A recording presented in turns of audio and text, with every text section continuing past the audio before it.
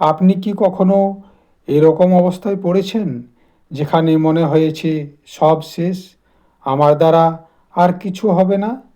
সিদ্ধান্ত নিতে পারছেন না, মন ভেঙে যাচ্ছে, চারপাশ অন্ধকার, হতাশ হয়ে যাচ্ছেন। জানেন কি, ঠিক এই অবস্থাতেই একদিন অর্জুন দাঁড়িয়েছিলেন।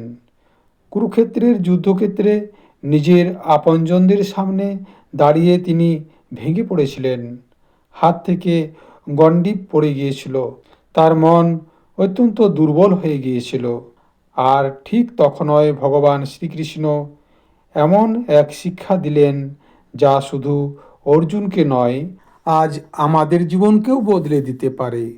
আজ আমরা জানব গীতার 2য় অধ্যায়ের সেই গম্ভীর শিক্ষা, যা আপনাকে জীবনের সবচেয়ে কঠিন সময়েও স্থির থাকতে সাহায্য করবে। অর্জুন ছিলেন মহাবীর যোদ্ধা, তবুও কেন তিনি দুর্বল হয়ে পড়লেন?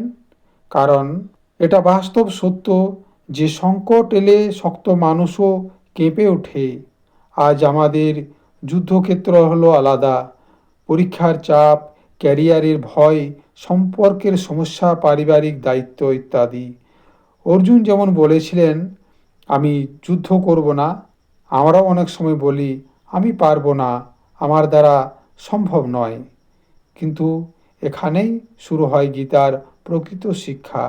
শ্রীকৃষ্ণ প্রথমেই যা বললেন, তিনি বললেন, আত্মা কখনো জন্মায় না, কখনো মরে না। আমরা যে শরীরকে সব কিছু মনে করি সেটা হলো পরিবর্তনশীল, কিন্তু আত্মা চিরন্তন। ভয় আসে হারানোর চিন্তা থেকে, কিন্তু যদি বুঝি আসল আমি কখনো ধ্বংস হয় না, তাহলে ভয় অনেকটাই কমে যায়। এটা শুধু ধার্মিক কথা নয়, এটা মানসিক শক্তির একটা মূল ভিত্তি। গীতার 2য় অধ্যায়ের একটি অসাধারণ শব্দ আছে, সেটা হলো স্থিতপ্রজ্ঞ। এই স্থিতপ্রজ্ঞের মানে কি?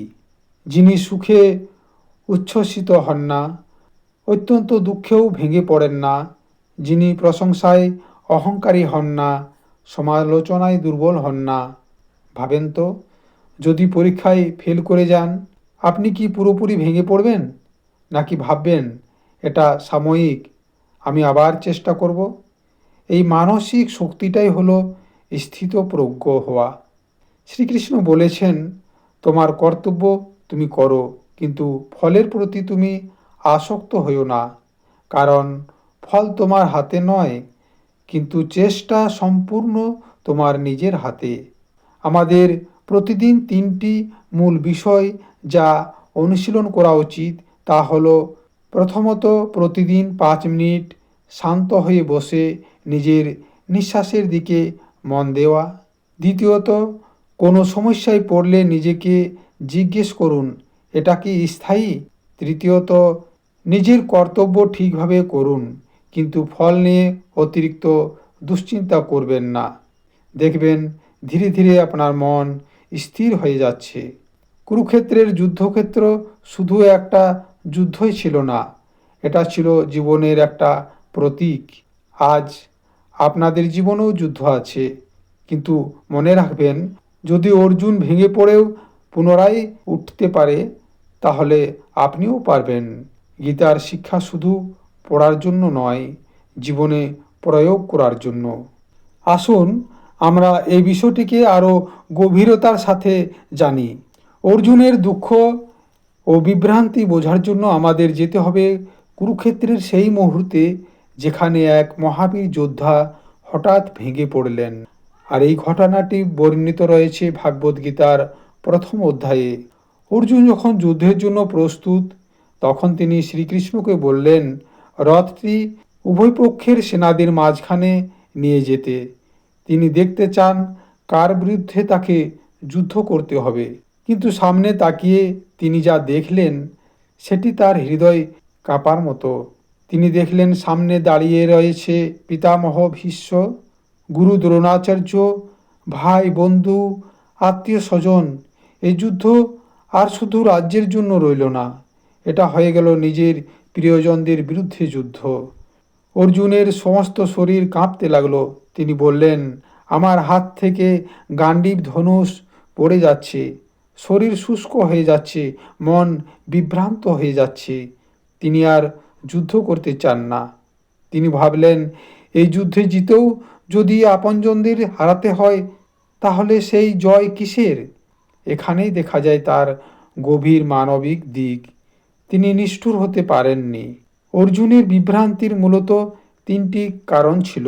প্রথমত, তিনি আত্মীয় স্বজনদের প্রতি গভীরভাবে আসক্ত ছিলেন। সেই সম্পর্ক তাকে দুর্বল করে দিয়েছিল। দ্বিতীয়ত, কর্তব্য এবং করুণার মধ্যে দ্বন্দ্ব। একদিকে ক্ষত্রিয় হিসাবে তার কর্তব্য যুদ্ধ করা, অন্যদিকে হৃদয়ের করুণা তাকে থামিয়ে দিচ্ছে। তৃতীয়ত, ভবিষ্যতের ভয়। তিনি ভাবলেন, এই যুদ্ধ সমাজকে ধ্বংস করবে, পরিবার ভেঙে যাবে, ধর্ম নষ্ট হয়ে যাবে। এইসব চিন্তা তাকে মানসিকভাবে ভেঙে দিয়েছিল। আজ আমরা যখন বড় কোনো সিদ্ধান্তের সামনে দাঁড়াই, ক্যারিয়ার, পরিবার, সম্পর্ক, তখন ঠিক অর্জুনের মতোই আমরা দ্বিধায় পড়ে যাই। আমরাও অনেক সময় বলি, আমি কি করব, কোনটা ঠিক? অর্জুনের দুঃখ ছিল দুর্বলতা নয়, বরং সেটা ছিল একজন সংবেদনশীল মানুষের মানসিক সংগ্রাম। এবং এই ভাঙার মুহূর্ত থেকেই শুরু হয় ভগবান শ্রীকৃষ্ণের সেই উপদেশ জ্ঞান, যা তাকে আবার শক্ত, স্থির এবং আত্মবিশ্বাসী করে তোলে। অর্জুন যখন ভয়, শোক এবং বিভ্রান্তিতে ভেঙে পড়েছিলেন, তখন ভগবান শ্রীকৃষ্ণ উপদেশ দিতে গিয়ে বললেন, আত্মা হলো অমর। এখন আমরা সেই শিক্ষার বাস্তব অর্থ সহজভাবে জানব। শ্রীকৃষ্ণ বললেন, আত্মার জন্ম নেই, মৃত্যু নেই, অস্ত্র তাকে কাটতে পারে না, আগুন তাকে পোড়াতে পারে না। এর মানে হলো আমাদের আসল আত্মা কখনো নষ্ট হয় না। শরীর পরিবর্তন হয়, কিন্তু আত্মা চিরন্তন। যেমন আমরা পুরনো পোশাক বদলে দিয়ে নূতন পোশাক পরিধান করি, ঠিক তেমনি আত্মা পুরনো দেহ ত্যাগ করে নূতন দেহ গ্রহণ করে। মানসিক দৃষ্টিকোণ থেকে এটার বাস্তব অর্থ হলো আত্মা অমর শুধু ধর্মীয় বিশ্বাস নয়, এটা এক গভীর মানসিক শক্তির শিক্ষা। আমাদের বেশিরভাগ ভয় আসে প্রিয়জন হারানোর ভয়, ব্যর্থতার ভয় এবং মৃত্যুর ভয়। কিন্তু যদি আমরা বুঝি যে জীবনের প্রকৃত সত্তা ধ্বংস হয় না, তাহলে ভয় অনেকটাই কমে যায়। এটা আমাদের শেখায় পরিবর্তন স্বাভাবিক, ক্ষতি হলো সাময়িক, আত্মিক শক্তি হলো চিরস্থায়ী।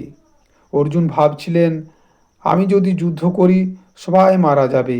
শ্রীকৃষ্ণ বোঝালেন, তুমি শরীরকে হত্যা করতে পারো, আত্মাকে নয়। এতে অর্জুন বুঝলেন তার কর্তব্য ন্যায়ের জন্য যুদ্ধ করা। মৃত্যু চূড়ান্ত শেষ নয়।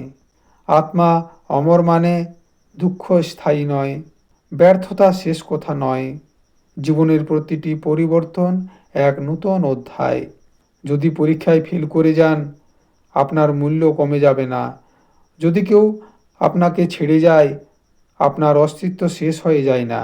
আপনার ভেতরে শক্তি, চেতনা, আত্মমর্যাদা, এগুলোই হলো আসল। শ্রীকৃষ্ণের এই উপদেশ আমাদেরকে শিক্ষা দেয়, আমরা কেবল দেহ নই, আমরা চিরন্তন আত্মা।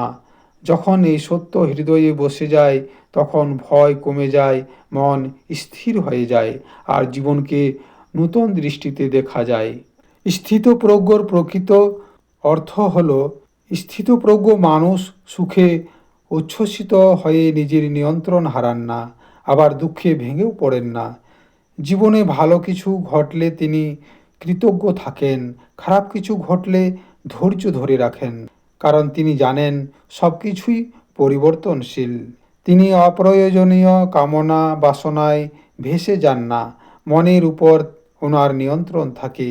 যেমন কেউ প্রশংসা করলে অহংকারী হন না, আবার কেউ সমালোচনা করলেও তিনি হতাশ হন না। স্থিতপ্রজ্ঞ ব্যক্তি নিজের কর্তব্য নিষ্ঠার সাথে করে থাকেন, কিন্তু ফল নিয়ে তিনি একেবারেই চিন্তা করেন না। তিনি জানেন চেষ্টা আমার হাতে, কিন্তু ফল আমার হাতে নয়। এটাই হলো মানসিকতার আসল রহস্য। এতেই মন শান্ত থাকে। শ্রীকৃষ্ণ বলেছেন, যিনি রাগ, ভয় এবং লোভ ত্যাগ করেছেন, তিনি হলেন স্থিতপ্রজ্ঞ। কারণ এই তিনটি জিনিসই মানুষের বিচার শক্তিকে নষ্ট করে দেয়। গীতায় একটি সুন্দর উপমা আছে, যেমন অসংখ্য নদী সমুদ্রে মিশে যায় তবু সমুদ্র পূর্ণ থেকেও স্থির থাকে, তেমনি নানা কামনা বাসনা এলেও স্থিতপ্রজ্ঞ ব্যক্তি অস্থির হন না। বাস্তব জীবনে আমাদের এই উপদেশগুলি অনেক কাজে লাগে। যেমন একটু বেশি রোজগার হলে অহংকার না করা উচিত, ব্যর্থ হলে নিজেকে শেষ মনে না করা, সম্পর্ক ভেঙে গেলেও আত্মসম্মান না হারানো, কঠিন সিদ্ধান্তে শান্তভাবে চিন্তা করা, এই গুণগুলো যার মধ্যে থাকে সেই ধীরে ধীরে স্থিতপ্রজ্ঞ হয়ে ওঠেন। সংক্ষেপে বলতে গেলে স্থিতপ্রজ্ঞ মানুষ হলেন এমন ব্যক্তি যিনি বাইরের ঝড়ের মধ্যেও ভেতরে সমুদ্রের মতো শান্ত থাকেন। বর্তমানে মানুষের সবথেকে বড় সমস্যা হলো সফল না হলে হতাশ হয়ে যাওয়া। মানুষ সামান্যতেই ধৈর্যহীন হয়ে যায়। কিন্তু গীতা এই বিষয়ে আমাদেরকে শিক্ষা দিয়েছেন, আপনি আপনার কর্তব্য করুন, কিন্তু ফলের প্রতি অতিরিক্ত আসক্ত হবেন না। এর মানে এই নয় যে ফল গুরুত্বহীন, বরং ফল নিয়ে ভয় না করে একাগ্র চিত্তে নিজের কর্মটি করে যান। এই মানসিকতা স্ট্রেস অনেক কমায়। আজ সবাই তুলনার মধ্যে বাস করছে, কে বেশি সফল, কে বেশি জনপ্রিয়। গীতা বলেছে, সুখ দুঃখ লাভ ক্ষতি জয় পরাজয় সব কিছুতে সমভাব রাখা শিখো। যদি আমরা অন্যের সাথে নিজেকে তুলনা কমিয়ে নিজের উন্নতির দিকে মন দিই, তাহলে মানসিক শান্তি বৃদ্ধি পায়। বর্তমান সময়ে সম্পর্ক ভেঙে গেলে অনেকেই ভেঙে পড়েন, কারণ আমরা পরিস্থিতিটাকে স্থায়ী ধরে নিই। গীতা আমাদের শিক্ষা দিয়েছে সব কিছুই পরিবর্তনশীল। অতিরিক্ত আসক্তি হলো দুঃখের কারণ। এটা আমাদের শেখায় নিজের আত্মসম্মান না হারিয়ে ভালোবাসতে। আজ সোশ্যাল মিডিয়া, তথ্যের ভিড়, তুলনা সব কিছু মিলিয়ে মন অস্থির। গীতায় বলা হয়েছে, অসংযত মনই মানুষের শত্রু, সংযত মনই তার বন্ধু। প্রতিদিন কিছু সময় ধ্যান, প্রার্থনা বা নীরব চিন্তায় কাটালে মন ধীরে ধীরে শান্ত হয়ে যায়।